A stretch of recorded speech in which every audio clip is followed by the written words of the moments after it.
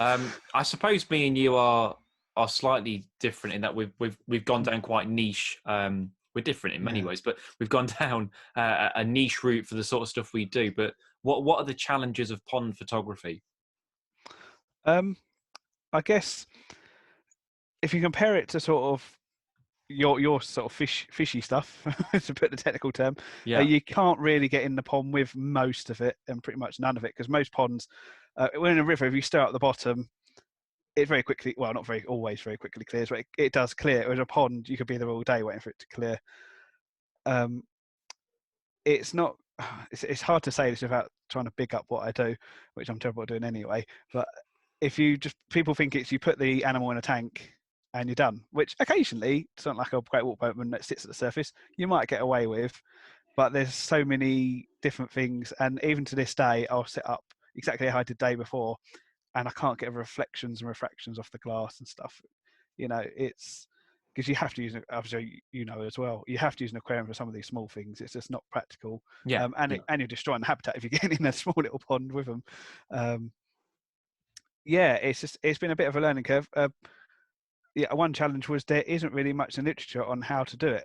And okay, you can say that about all photography, that you got to do it to get the practice to do it. You can't just read a book and do it. But I literally scoured texts. I even emailed, I forget her name now, Heather Angel, who's someone in Yes, quite yeah, well I know known, but she Heather. actually did a bit. Yeah, I've not met her actually. I have emailed her, and when I emailed her, she was very helpful. But most of what she sent was stuff I'd kind of gleaned from elsewhere and worked out myself. Yeah, But I still appreciate her getting back to me.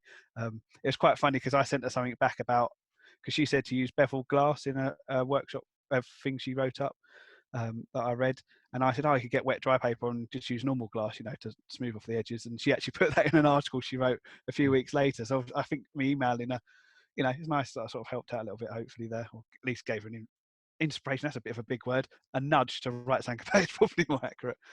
Yeah, it's just. I mean, you must have experienced the old dust problem, yeah. I or mean, specks of dust. all kinds of problems, and I would agree with you. I would because I don't do as much as you, but I do a little bit of tank photography, and I would argue Mm, that tank photography is one of the most difficult kinds of wildlife photography because, mm, like you say, anyone can bung an animal in a tank, but to make it look mm, natural and happy and do it well is really tricky. Like it's easy to bung some big mm. pebbles and stick some Canadian pondweed in, and you can spot those shots a Yeah. mile off.